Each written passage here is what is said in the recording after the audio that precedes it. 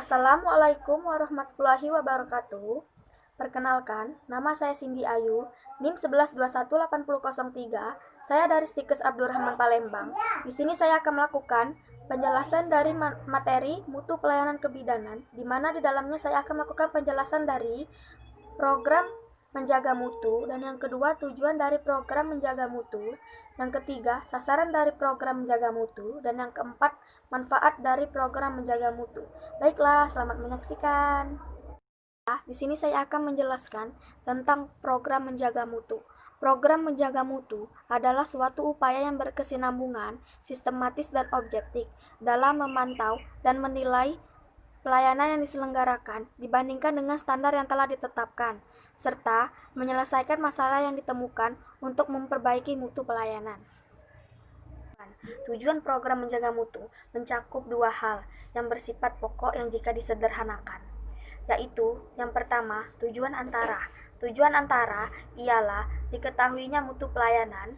Tujuan ini dapat dicapai apabila masalah mutu berhasil ditetapkan.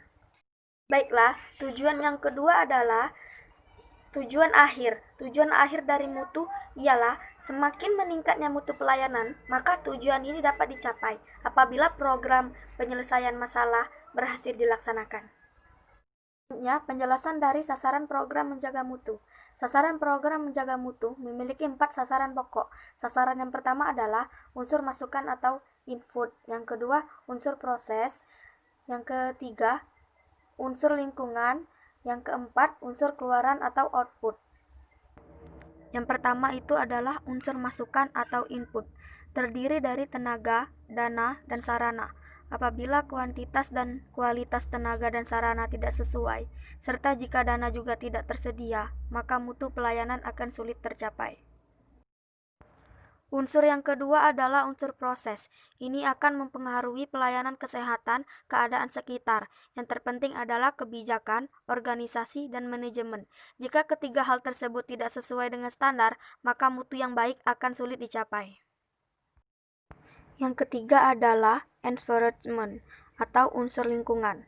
Semua tindakan yang dilakukan pada pelayanan kesehatan, tindakan tersebut dibagi dua, yaitu tindakan medis atau non-medis. Secara umum, apabila kedua tindakan ini tidak sesuai dengan standar, maka sulit diharapkan mutu yang baik. Yang keempat adalah unsur keluaran atau output.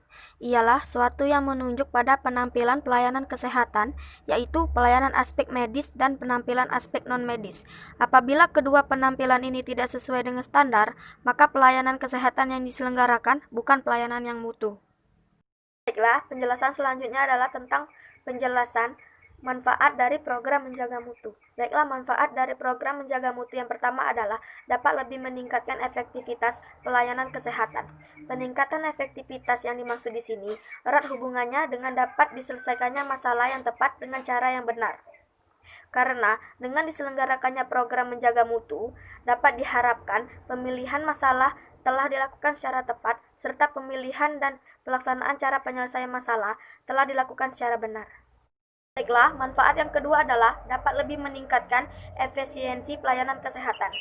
Peningkatan efisiensi yang dimaksud di sini erat hubungannya dengan dapat dicegahnya penyelenggaraan pelayanan yang berlebihan atau yang di bawah standar. Biaya tambahan karena pelayanan yang berlebihan atau karena harus mengatasi berbagai efek samping karena pelayanan di bawah standar akan dapat dicegah.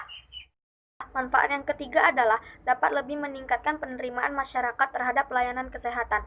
Peningkatan penerimaan ini erat hubungannya dengan telah sesuainya pelayanan kesehatan yang diselenggarakan dengan kebutuhan dan tuntutan masyarakat sebagai pemakai jasa pelayanan.